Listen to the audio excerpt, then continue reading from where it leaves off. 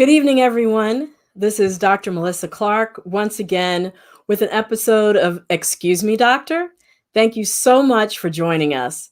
And we are here every week, 9 p.m. sharp, Monday night on the East Coast, 6 p.m. Pacific time. And our goal is to empower everyone with the information that you need to make wise decisions for your health, your family's health, and the health of your community. And it's so important to remember that in making those decisions, you're making it with facts and with science-backed information, as opposed to feelings or speculation or misinformation. And that's why we're here, to make sure that you have the scientific-based facts as much as we have them up to the moment in this evolving situation of COVID-19 and this pandemic that we find ourselves in. So welcome. Thanks for joining us. I see my Facebook family tuning in, as well as the YouTube family. Thanks so much for watching. Those of you who are subscribed and who follow on Facebook and YouTube, thank you for doing that. For those of you who haven't, please remember to follow me on Facebook and also to subscribe, hit that red subscribe button for the YouTube channel. So again, welcome. And tonight's topic that we're going to be talking about has been a much anticipated one. I've had people asking me to talk about colleges reopening for several weeks now, but I had to find the right people. And so tonight we have a fantastic panel, and we have tried to make sure we have everybody represented. So we have an administrator, a dean specifically, we have a faculty member, and we have a wonderful student who is going to join us, and I'm going to introduce them all later when we get to that point. But it's going to be a great show. So thanks for tuning in. Make sure you're comfortable, pull your chair up, get your beverage, because we are getting ready to roll into our weekly update. So, I always start with the numbers. And tonight, the numbers, I hope we are not getting numb to them, because it's really hard to wrap your arms around the fact that over 3.7 million people have been infected in this country with coronavirus. And within that total, we know that there's been 142,000 deaths, each one to be mourned, and my condolences to the families and friends of anyone who knows someone who's died of COVID-19. And then the good news is that over 1.1 million people have recovered. But as we go into this week, we've been hitting record highs for 41 days in a row. Now we're up to over 70,000 cases a day in the United States. And that's actually led in terms of the number of states by Florida, as you might know. And they also have an increasing number of percent positives, with no particular plan in mind that we know of stemming that. We do know of one state, though, that has decreasing cases, and that's New Jersey. And so hats off to them for all the things that their population and their leadership and government has done to achieve that. We do know, unfortunately, that some states that have increasing positive numbers and percent positives in their test are not able to ramp up to test people fast enough. And so testing times are taking longer and longer and longer to turn those results around, all up to 8 to 10 days. I've actually heard in Georgia up to 16 days. The pattern of cases still appear to be mostly young people in this phase that are getting positive results. However, of course, we're concerned that younger people will take those infections back to their older coworkers or older family or individuals in their life who have pre-existing conditions. We do know that there's one county in Texas where 85 infants under 1 year old tested positive, and unfortunately, they had the youngest recorded death from COVID-19, a 6-month-old, just this past week. We know that hospitalizations are increasing everywhere except the Northeast, and we do know that deaths are going down in many places, specifically the Northeast states, Washington, Alaska, Wisconsin, Illinois, Indiana, and Michigan all have declining death rates. Arizona, though, they are number one in deaths per capita. So, to all the folks in states where the death rates are going up, the cases are going up, please be careful. Follow all the behaviors that we've talked about: hand washing, physical distancing, and mask wearing. So, just to switch to our next topic, and that's the tuberculosis vaccine. Just something interesting that researchers have noted, which is that in countries that have given the tuberculosis vaccine or BCG vaccine to children, and these are countries where there's been a high rate of tuberculosis, they've noticed that those countries seem to have lower mortality rates from COVID-19. Even within Germany itself, prior to the Iron Curtain being dissolved, East Germany used the BCG vaccine a lot, whereas West Germany didn't. And they're noticing that the death rate from COVID-19 in East Germany is less than in West Germany. So it's something to keep in mind, and know that the BCG vaccine is being trialed in different countries to see if it will be protective for people with COVID-19. And then our next piece of information that you should know about is that people taking proton pump inhibitors, or PPIs, appear to be at higher risk for COVID-19.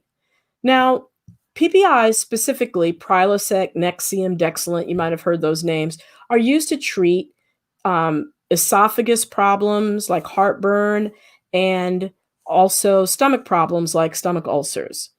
And they saw that people who took PPIs once a day had a twice increased risk for COVID-19.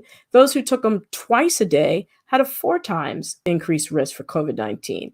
And that's despite that the fact that other medicines for heartburn and ulcers called H2 receptor antagonists, such as Pepcid or Tagamet, seem to not have the same association.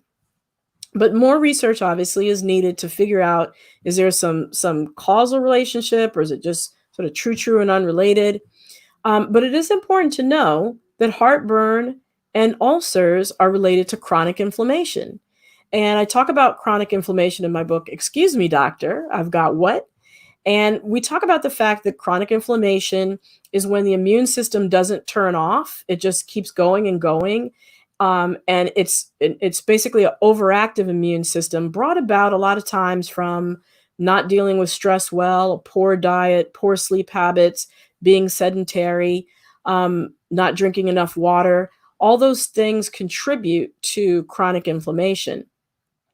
So one way to cut down on the need for PPIs is to pay attention to what you eat. Don't have things that aggravate your GI system like coffee and alcohol. Quit smoking for sure. Smoking increases the risk of chronic inflammation in terms of heartburn and stomach problems. Make sure your last meal of the day is 3 hours before you go to bed. And then finally, find helpful, beneficial ways to deal with the stressors that we all deal with every day in our lives. So decreasing the effects of stress on our body. Ways to do that include getting enough sleep, meditation, Tai Chi, yoga, any form of exercise, and even having hobbies and volunteering. All have been shown to decrease or be beneficial ways to decrease stress in your life. The next thing I want to touch on is the fact that there's some vaccine news. 2 companies in the past week have come out with updates. Moderna, which is partnered with the NIH, has come out and said that all 45 of its vaccine recipients have achieved antibodies, which is great. That's what you want to give the vaccine for, to make sure that you get antibodies. And then Oxford University has also shown that in 1,000 patients that they tested, we had good news just today that there have been minimal side effects noted, and that those side effects that were there were taken care of by just taking Tylenol. So things like low-grade fever or body aches. So that's good news on the COVID-19 vaccine front, but it's important to keep in mind that there's still a couple of questions that are unanswered. One is that with COVID-19 and this antibody question, are the antibodies that came up or that were developed by people's bodies, are they enough to fight the virus and to give us immunity? And then on the side of the side effects, those tests were done in people who were 18 to 55, healthy volunteers. So what about side effects in people who have underlying diseases or in people who are older than 55? We don't know that yet. So that's why more vaccine trials have to happen. While vaccine trials are continuing, 140 groups across the world are working on the vaccine issue. And certainly myself and I work with a group called the Black Coalition Against COVID-19, which is composed of researchers, scientists, doctors, community activists. We're certainly going to be taking a look at any results that are published to make sure that they were inclusive of ethnic and minority communities, that they answered these questions about safety and efficacy, and that any distribution of any vaccine is done equitably and fairly. And then the next thing I wanted to talk about after that vaccine update is some good news about Montgomery, Alabama. So a couple weeks back, or actually about a month ago, I reported and mentioned that in Montgomery, Alabama, the mayor had to pass a mask mandate because the city council voted along racial lines, unfortunately, to not do that. And that was after hearing testimony from doctors who said that the major ICUs in the city, 90% of the people in them were African American. And so the mayor took matters into his own hands. And luckily, or gratefully, a month later, now we're seeing that they're flattening their curve in Montgomery, Alabama, even as cases across the state have continued to go up. So the city council got on board, they supported the mask mandate, and now the governor of Alabama has jumped in, and she, just 4 days ago, has passed a mask mandate for the whole state. Now, that's in stark contrast to what we see happening in Georgia. We know that the mayor there, Keisha Lance Bottoms, has attempted to pass a mask mandate, but the governor is blocking her, going so far as to try to block her with legislation. And that's really unfortunate because we know it is indisputable that masks saves lives because it cuts down on the spread of the virus. And so I would say to everybody listening, whether you live in a state that has a mask mandate or not, mask up, wear your mask when you're out in public. It's the right thing to do. It saves lives. It protects your neighbors, your family, your friends when you wear a mask. That is really important. And then I just wanted to close in the terms of the weekly recap with the fact, talking a little bit more about chronic inflammation, but this time from the blood sugar standpoint. So high blood sugars, chronically high blood sugars, or spikes in your blood sugar are correlated with chronic inflammation, diabetes, obesity, high blood pressure. And those are the same diseases that COVID-19 takes advantage of. So it's important to keep in mind that you have control over those spiking blood sugars by focusing on your nutrition. So cutting out those sort of heavy carbs that spike blood pressure, and such as bread, rice, potatoes, sugary foods, and processed foods, and substituting them with healthier alternatives, more greens, more fruit, low glycemic fruit. Glycemic means sugar. So those things like berries that don't bring your blood sugar up as much, and increasing fiber in your diet. All those things can help control your blood sugar levels. Now is a great time to focus on it because more than ever, we know that there is that correlation with your immune system going into overdrive, because that's the same thing that happens in COVID-19. So when you have a poor diet, it sort of primes the pump for that overdrive inflammation, so that if you do get COVID-19, you have a potentially worse outcome. So keep in mind, you can affect that by your choices and some of the dietary and nutrition choices that you have to make. So on that note, that's the end of the weekly update, and I want to move into the weekly debunk, which is This week, you know now that it's vacation time. I can trust my family, they wouldn't hurt me. So, what is that debunk about? Well, I've gotten so many calls, emails, texts, DMs on Facebook, just smoke signals where people have been sending me questions about I want to go on vacation with my family, not just my nuclear family, but my family from other parts of the country or other parts of the state, and we want to get a vacation house together. Is it safe? Well, what I've basically consistently told people is it's not safe because several reasons. One, you don't, even though they're your family, you want to trust them. When people say, I've really been at home, I really haven't done anything, that means different things to different people. If they have young children or teenagers who have gone out and socialized with friends and potentially brought the virus back into the house, but had no symptoms and nobody in the family had symptoms, they still technically could be telling you the truth. I haven't gone out, but that doesn't say what their other family has done or whether they've had repairmen come into the house or whether they've had other friends come over to the house. So you just don't know how people have been, how seriously people have been taking this based upon their own perception of their own risk from COVID-19. So then when you get together with them in a house, remember the virus lingers in the air. So it can linger in the air for up to 3 hours just from speaking or singing or talking or coughing or sneezing. So any of those things will cause virus particles to be in the air. And if you're sharing a house with people, then you're going to breathe those virus particles. So I would say if you want a vacation with your family, only go with your nuclear family that you've already been quarantined with. And if there are other people coming, they need to stay in a different house or a different hotel room or just somewhere else where you all aren't sharing air and meet up outside on the back lawn while wearing masks or at the beach while wearing masks.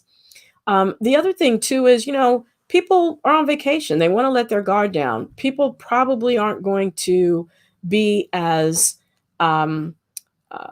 cognizant about wearing masks if they've been drinking or socializing. So also keep that in mind.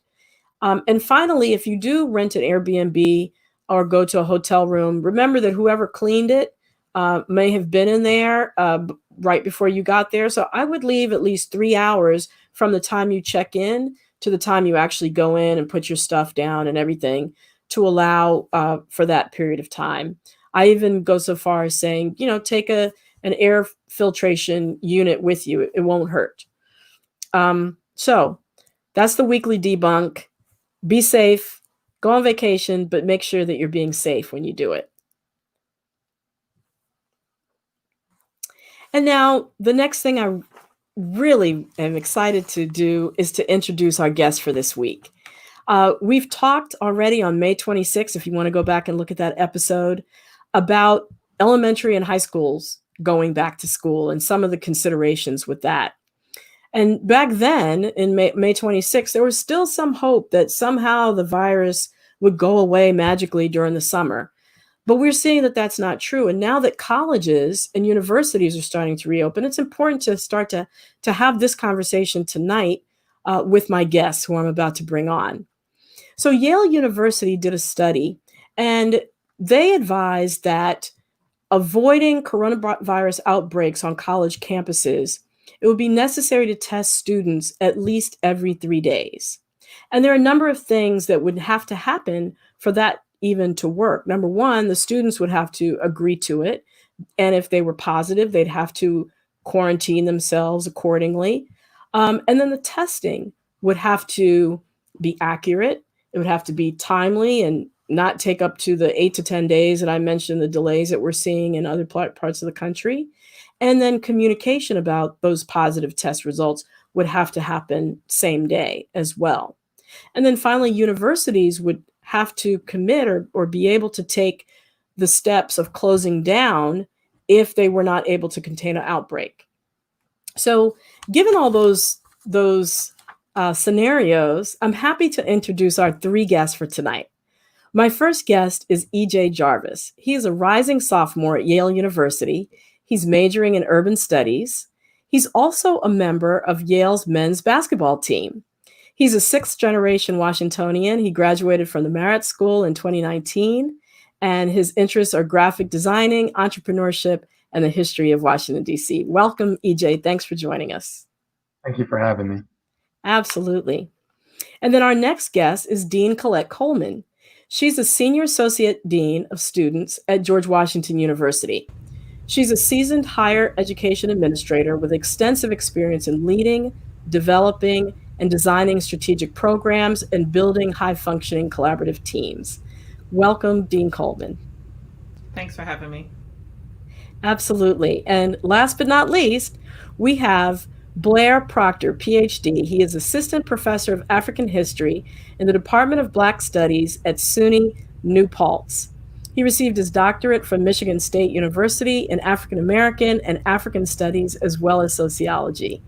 And he too was an urban planning major in undergrad. So, welcome, Dr. Proctor. Thank you so much for being here. Thanks for having me. Absolutely. So I'm going to jump right into this. EJ, you are first. So you're at Yale. Do you Mhm. know, does Yale have a plan for reopening that right now, and has it been communicated? So right now, Yale, I think it was on July 8th, they said that they're going to allow freshmen, juniors, and seniors to come back to campus while taking online classes. And then for the second semester in the spring, they're going to allow sophomores, juniors, and seniors to come back to campus and do online classes. So they didn't want to split it up between the underclassmen. Okay. And so as a sophomore, that means you'll be going back this semester, correct? Right. Next Next semester. semester. Okay. Yes. So do you have any concerns about that plan for yourself? Well, I think that Yale is doing its best to try and make sure that students get the college experience and college education while also keeping a safe community at Yale. Connecticut's cases have been pretty steady, and Yale has been communicating that to us, and they just want to be very careful. So personally, I'm not really sure what I'm going to do just because I'll only be allowed to come back in January. So I'm still talking to my parents and figuring out what to do next. Great. And you bring up an excellent point about community spread, because that's part of the decision-making process. If you are in a part of the country, you go to school in part of a country where community spread is out of control, that's very different than, say, in Connecticut, where EJ is going to school, where they have seen declining cases for a while now. And so they're reopening in a safe manner. Um, do you have any concerns in particular about online learning, since that's how you're going to be starting out? Like, how did it go for you since March, and Mhm. what are you looking forward to in that from that standpoint? Yeah, so we switched to online learning about mid-March and finished through towards the end of May. And I think online learning was a shock to everybody just because it was such a transition period, and Yeah. teachers and students alike had to figure out how to use Zoom and how to use Google Hangouts and everything like that. So I think this upcoming term, people will be more experienced in how they use online learning. Mhm. Students will understand how much effort and how much time they need to put into classes, and teachers will understand how to send things a little bit better in the communication that takes place on Zoom. So I think online learning it'll still be difficult because I don't think anything can replicate the classroom experience, but I think it will be a little better than before. Absolutely. So I just want to jump off on that and go to Professor Proctor. So we talked about online learning from a student standpoint. How was that transition for you, being the professor and using online learning in this past semester, and how are you preparing for this semester coming up? Yes, I was lucky that I've had prior experience teaching online, so it wasn't as much of a shock in terms of what would be expected to transfer from in-class teaching to online or remote learning. However, in terms of the timing, it was during spring break, so around mid-March, and we had an extended spring break for us to be able to completely transition from in-class teaching to remote learning. But even though I've taught before, it's still the pressure of making sure that you're able to have everything up. And then it was debating, okay, am I going to put too much information online in terms of PowerPoints, in terms of media that would be needed? Also, on top of students that are stressed as well, because many went home. A lot of folks were going back to families or situations that they did not want to be in. So it was, for me, stepping back as the professor and taking on more of a mentoring role of seeing what the needs of the students are Yeah. to make it more convenient. And you bring up a really good point there because, we've heard in secondary education, high school and elementary, you know, the mental health issues and the physical health issues of children, who might be in abusive homes Yes. and what this effect has been. There really hasn't been a talk about college age kids, but I've read in terms of, people who come from economically disadvantaged backgrounds, how is this, do you think, affecting their learning if they have to be 100% online, or if they're homeless and they have a scholarship and their only home situation is the dorm, for example? Yes. So during March, April, the Bronx, because that's where the majority of my students are from, a lot of them were going back to that borough. And there were a lot of students of mine that were contracting the virus, taking care of grandparents, aunts and uncles. A couple of family members of my students have passed away from the virus, but also in terms of access to internet. So many students did not have the proper Wi-Fi to be able to submit assignments online. A lot of folks didn't have laptops, so there were a couple of students that were working on either their iPads or cell phones. And for me, that's not conducive to student learning.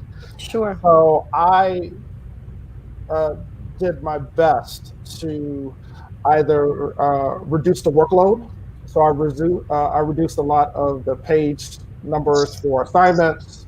I also gave extensions on exams as well, because it was on top of the virus, but also other issues of access to supplies to be able to turn in and submit their projects and assignments on time. Absolutely. And so, Dean Coleman, I turn to you from an administrative level as you think through these same issues. What accommodations is GW making for students who come from disadvantaged backgrounds, such as the ones that Dr. Proctor just described? Yeah, so I was actually just sitting here thinking about that. I think COVID-19 definitely exposed, right? We already knew that there was an equity and access issue, and I think that COVID-19 exposed a lot of where those gaps existed. For us in particular, we did try our best to identify and communicate with students that were in situations where they were in need of technology. So for those that didn't have laptops, we loaned laptops out to our students. We also sent hotspots out with anyone that was having issues with internet access, and so we distributed over 100 hotspots out to students who raised an issue or communicated that they had need. And we tried to make sure that we were checking in with them and also with their faculty members to ensure that they were giving them ample grace time and sufficient resources in order for those students to be successful within their home environment. We also had students that identified that it was very hard for them to be at home and to do online learning in a house where they had younger siblings. It was hard to find a quiet place to study. It was hard to be engaged, or they were embarrassed to turn their cameras on in classes. And so we had to work through a number of those issues and help those students to really be able to vocalize the things that they were dealing with at home with their faculty members and to work in tandem with them so that everyone could be successful. Great, thank you. And I just want to remind the audience, get your questions in now. The sooner you type them in, the sooner we'll be able to get to them. And Dean Coleman, I just wanted to sort of stick with that. What is GW's plan for reopening in the fall? So currently we are awaiting acceptance of our plan from the District of Columbia. We had submitted a plan in order to have a residential experience for our students in the fall. Again, we're waiting on acceptance of that plan from DC. We're anticipating that we will hear from them this week as to that acceptance, process. One of the things that we have been, thinking about is that we submitted that plan and we've been working on that plan for quite some time. And in between that time period, from the time that we've submitted and are waiting for acceptance, a few things have happened. We're starting to see the spikes that are happening, across the nation, where we have a lot of students that our students come from all over. And so although DC might be doing, well or okay, we still have students who are coming from areas of the country that are currently spiking. And so as we Absolutely. think about these things, the plan that we submitted, we're now also evaluating whether that plan is still the best path forward. And so we are hoping as an institution to be able to make those some decisions about that and communicate that to our population this week. Does your plan include, when I opened up, I talked about, frequent testing of students, etc. Does your plan include that at all? It does. We have been working. We're very lucky to be in the nation's capital. We're very lucky to have a great Milken School of Public Health, and we've been working very closely with the dean for the School of Public Health and all of the faculty members there to evaluate what our testing situation and plan should be, and what will be best for our campus community, students and staff alike, and for the population. And so, yes, we've been working through what that plan would look like, not just for our students, but also for our faculty and staff who have to come back, in order to serve our students. Absolutely. And I just want to go to EJ to get his take on this idea of testing students every 3 days. What would your concerns be as a student with that plan? So I think testing students as much as possible is good. My only concern is a lot of people who I've talked to who have gotten tested for COVID often find that the test is very uncomfortable. And I think that testing students every 3 days is necessary, but it's also a bit much only because, I personally, I wouldn't want to get tested every 3 days simply because it's uncomfortable, but I will if I need to stop the spread of COVID. But I think that's the biggest concern is how comfortable are the tests and will people actually want to take the test? Right. And then I would also want to ask you too, as a student athlete, what has been, you're obviously going to be missing this upcoming season. What have been some of your concerns and your teammates' concerns around the sort of interrupted athletic season? Yeah, so the Ivy League came out with an announcement a couple of weeks ago that they have canceled all sports for the remainder of 2020. So fall sports and winter sports fall into that category. So a lot of the student athletes are just concerned with eligibility and getting back to campus. And even if they do come back to campus, the spread of COVID through playing football or volleyball or basketball or any other contact sport where people are running around, breathing on each other, sweating, everything that the CDC and WHO is telling us not to do. So I think a lot of concerns are raised from those two things with eligibility and just possibly getting COVID through playing contact sports. So I've been talking with a lot of my friends, just seeing where their heads are and what they would do differently if they were in a position of power to make a change. in regards to what's going to happen. But I think they all agreed that canceling sports, although it's a tough decision, that they think that is the right decision because at the end of the day, we want to try and make sure that uh, uh, as little people get COVID. Sure. And maybe you could just elaborate a little bit on the eligibility for those people who might not know what that means. How does the cancel season uh, relate to eligibility? Sure. So NCAA eligibility states that you have 4 years to play collegiate sports. Now the Ivy League is different, where those 4 years of collegiate sports have to align with your 8 semesters enrolled as an Ivy League student. So if uh, you were to still enroll and take online classes at Yale, like I'm doing, I will have to if I want to use that extra year of eligibility given, I will have to use it at a different school that's not an Ivy League school. So that's really, it's a lot different than all the other conferences, but it uh, aligns with the Ivy League's mission statement where they want to make academics at the utmost of importance. So they want to make sure that students are more focused on their academics than athletics. Hmm. I feel like that's why the rule was implemented in the civil today. Got it. Thank you. And Dr. Proctor, Uh-huh. so Dean Coleman mentioned that the GW plan included or wants to include a residential experience. What does the SUNY plan look like? And if there's not a residential component, what do you think students are missing out on? Well, I was lucky that I was able to tune in to the second round of town hall meetings with SUNY faculty that was administered by the president and also the vice president and provost.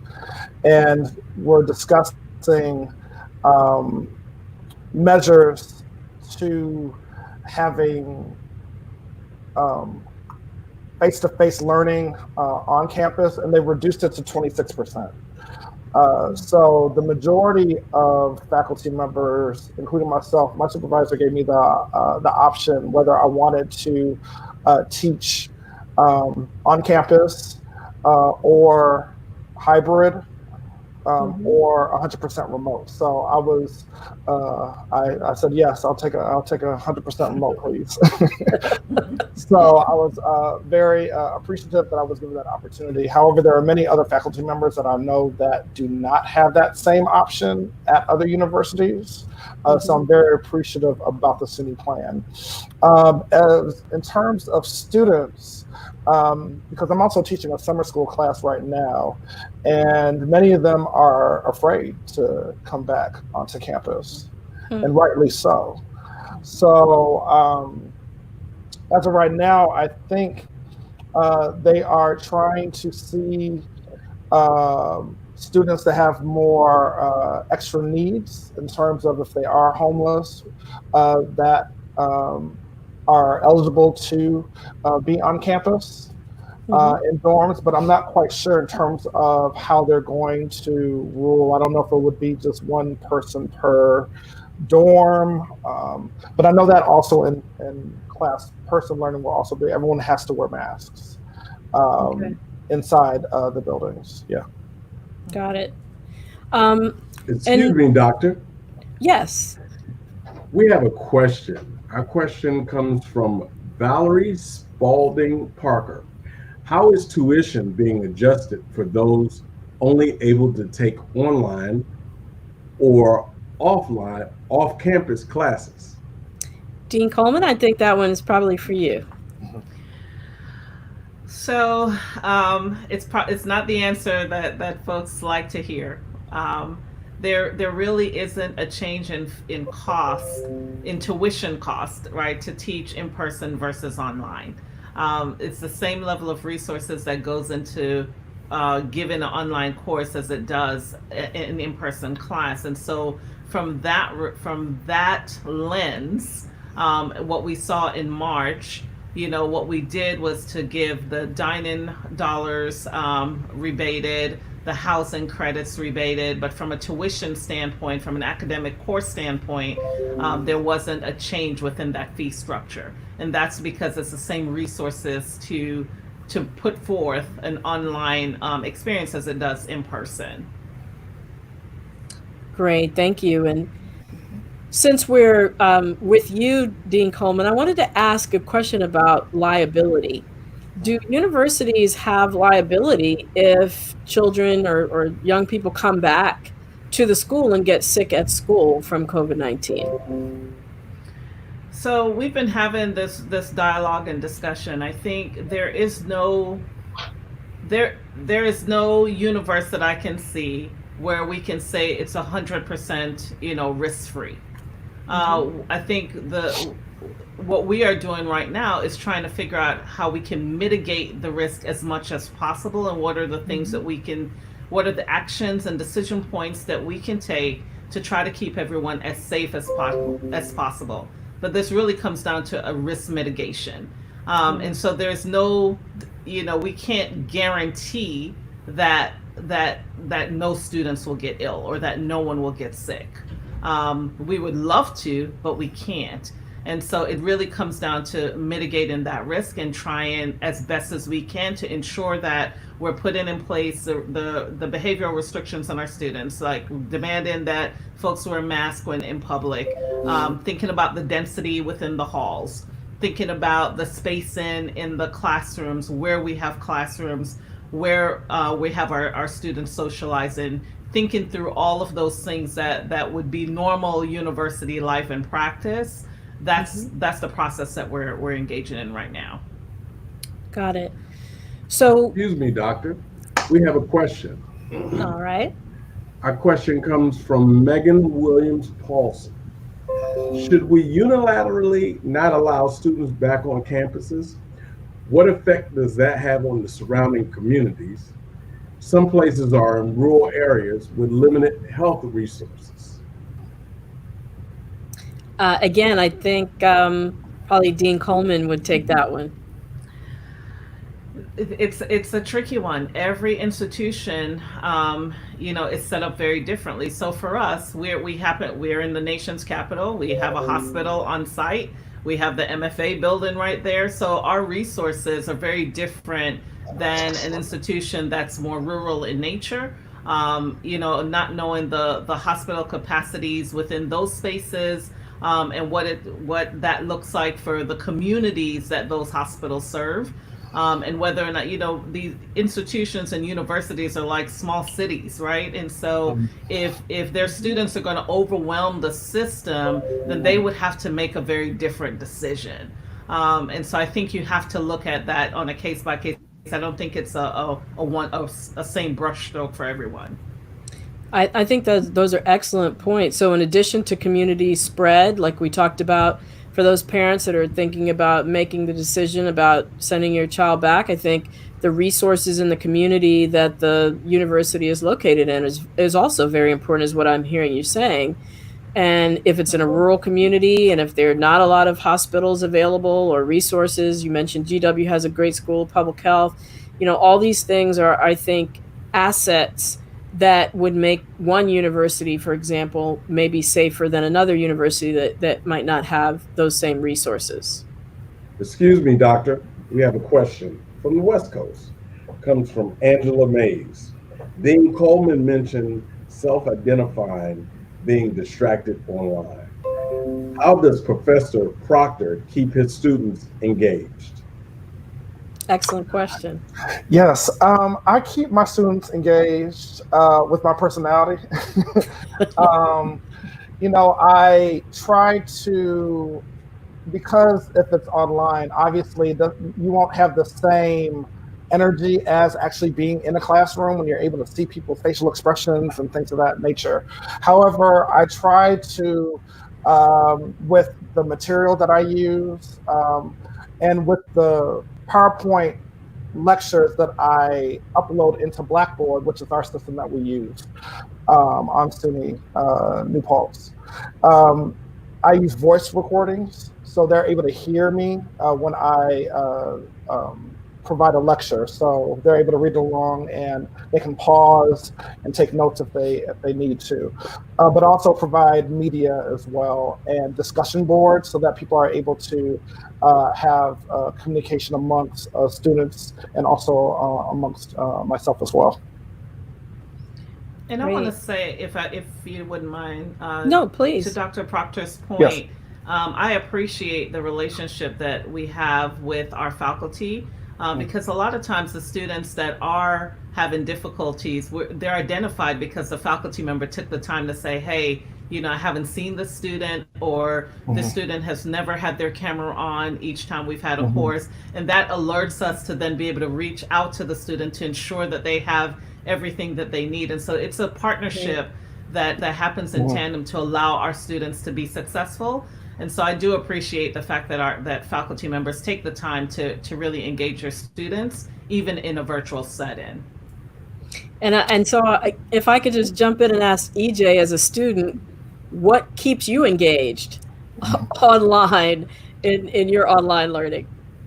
Well, to Dr. Proctor's point, I definitely think that the teacher's personality is definitely a plus. If the teacher is engaged, then I think the students will be engaged. For me, I find it that there's this bit of self-discipline that takes place, trying to move your phone away from your computer, especially if you're in class, not swiping through tabs, watching YouTube or Netflix while the teacher's talking in the background is definitely something that I, like many of my friends, need to work on. But I think the biggest thing is having that student-teacher relationship where there can be an open communication line where teachers can say to the student that, hey, I see that you're not really participating, your screen's off. What can we do to try and help get you back and active in class? Because I really want you to participate. And just encouraging that student has really just helped me through high school and through college, whether it's online or not. So I think that relationship is really crucial. Wonderful. Thank you. Excuse me, doctor, we have another question. This question is for EJ along the same lines. How are college students creatively managing distance learning and distance dating? So I would say for learning, what I just said is really building that relationship with the teacher, trying to self-discipline and everything like that. On a more social point of view, I would say it's challenging trying to hang out with your friends and meet new people. One thing that I've done with some of my friends from Yale is every Saturday night we host a game night over Zoom where we play various computer games like Scribble, Pictionary, Cards Against Humanity types, interactive games like that, where we can all 10, 15 of us interact and just talk. And those conversations usually go from, I guess, 9 Eastern time to maybe 1 o'clock. So we're still getting that same level of communication. It's difficult not being around each other and everything like that, but I think we're making the most of a really just unprecedented times. So I think it's figuring ways to adapt, and I think that's really the best we can do. I think we've all had to be creative in our socialization. Excuse me, doctor. Correct. Excuse me, doctor. We have another question. Yes. This question comes from Marv West. How are international students impacted who live abroad or in the U.S. temporarily? Yeah, so we Great saw question. that, there was a lawsuit along those lines that was Yes. led by Harvard. So Dean Coleman, can you talk about that? Yeah, so when we initially, when we had to send students home in March, one of the things that we did do was to allow for our international students to be able to stay on campus. So we didn't, at no point did we have no students on campus. We sent home the majority of our students, but we did keep our international students here. One, they were, we couldn't get, some students had homes where borders were closed.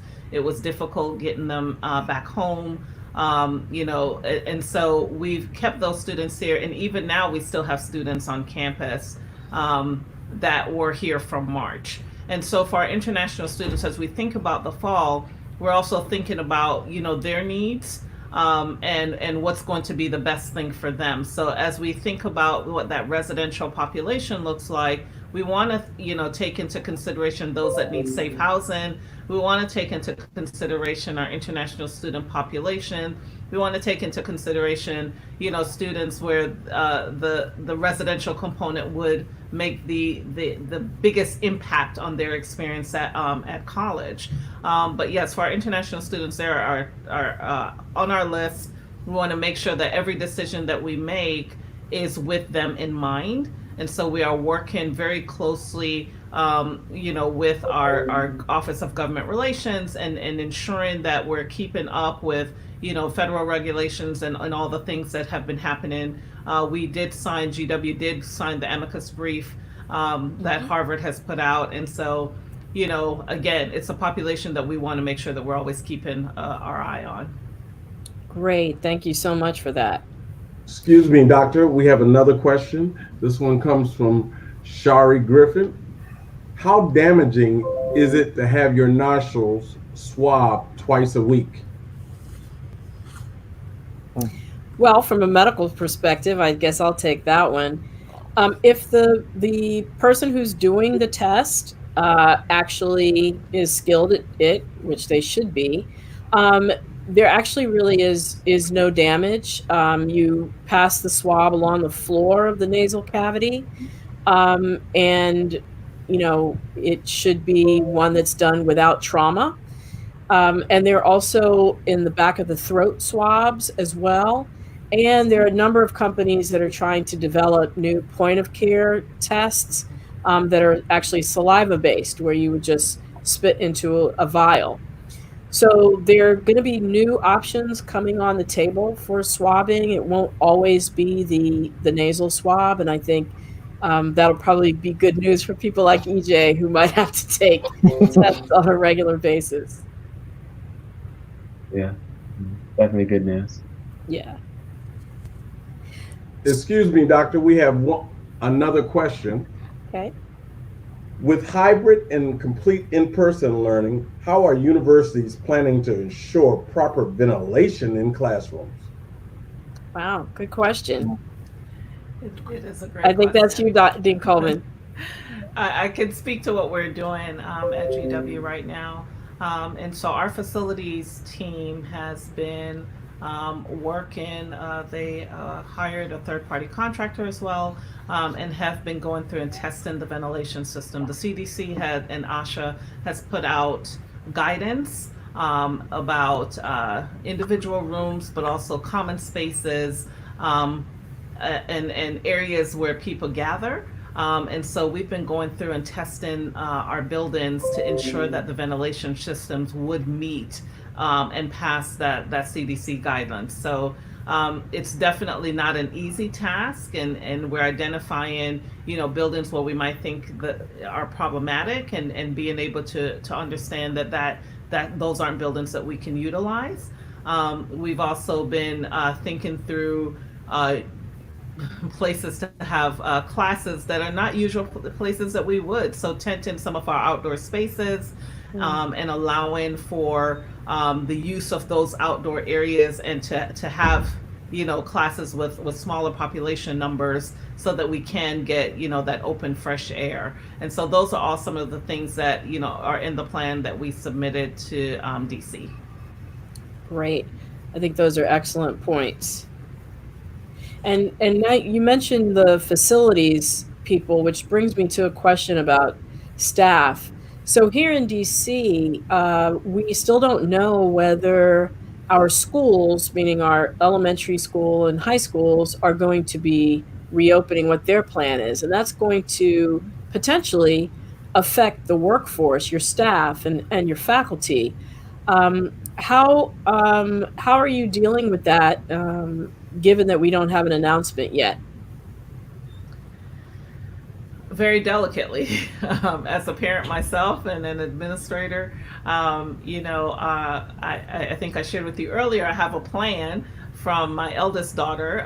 They've announced what they plan to do for school, and she's 17, so it's not necessarily that I have to think about it as much. But for an 11-year-old, I do have to think about, what the plan that her school puts forth and what that means for my work schedule. When I think about our workforce, I think we have a lot to think through. And so, just as Dr. Proctor stated that his institution allowed for him to make a selection. Would you do hybrid? Would you do in person? Or would you like to be completely remote? So he has made that selection and submitted that, just as we've had faculty members make selections and submitted that. They might change those selections as they find out, what's going on with, if they have younger kids in the home, or or things of that nature. It will impact them and impact the choices or decisions that they've already made. And so there are things that we have to wrestle with and try to figure out, but we're right now at a standstill until all of the jurisdictions really announce what they're doing. We know that PG is going virtual. We're waiting to hear Fairfax, do the same. DC, we have another 2 weeks to get that information. But I think once that information comes out, we're probably going to see those selections change. And as they change, then we have to go back to the drawing board to ensure that we have the proper workforce to be able to take proper care of our students. Right, and just so that everyone knows, PG is Prince George's County and Fairfax County, which are adjacent counties to the city of Washington, D.C. Excuse me, doctor. We have two questions that are relatively the same, and so they'll be our final questions. One comes from Megan Wilson Paulson. What kind of repercussions should be invoked for those who don't follow or can't follow social distancing and mask rules? There could be life and death consequences. And if the school has contact tracing, how does the school approach a student who spread the disease? It is a result of the student, staff, or faculty death, if it results in that. And also a final one coming from Wendy White Smoke. Do you foresee any issues with students confronting or policing other students who are not wearing masks or not following proper protocols in dorms and around campuses? Excellent questions. And so I think I'm going to go first to Dean Coleman regarding the consequences for not wearing masks and also the contact tracing questions. We have, right now, we've worked to update our student code of conduct. A part of that code of conduct states that the only way that we're going to be able to do this successfully is if our students agree to be good citizens on campus, right? If they agree to follow the guidance and the administrative instruction, it's the only way that we can bring students back, and it's the only way that we can keep people safe. And so to that end, we are definitely taking a stance that for those who have, who violates the guidance that we've put forward, especially if they've been deemed to isolation and then continue to come in public, that could lead to suspension. And so it's a grave task that's assigned to it. It's not just like, don't do that again. You could not be invited back to the institution for not following those guidance. And so we have to take it very seriously because it's the impact of the community's health, of everyone's health around you. And so we have that on the smaller side. On the lighter side, we're asking for all of our students, our faculty and staff to take a pledge, a commitment to say that we will do our part, to not increase the spread of this disease and to think about our humanity and to think about each other. And to not make this more difficult than it needs to be. And so if we're going to be in community together, this is what it means to be in community together. We're all making sacrifices. Our athletes are making sacrifices. We're expecting that everyone comes together and do their part. It's the only way that this will succeed. It's the only way that we can actually bring people back for an in-person experience. Absolutely. And then I think the second part was contact tracing. On your campus. So we will do contact tracing. We're working with the District of Columbia. We have the district has their contact tracers. So if someone tests positive, we have to follow the CDC and the DC health guidance. guidance and Okay. guidelines, right? But we will also have support on campus to assist with with DC and the contact tracing protocols. But all of that, we're following what the city tells us that we need to do, and that's what we'll do. And then the final question I'm going to ask EJ in terms of students policing students, and I would take that actually outside the context of the university setting, just in your peer group. Mhm. How does that go? If you are in a group of your friends, I don't know if you have been, but do people police other people as far as you've seen?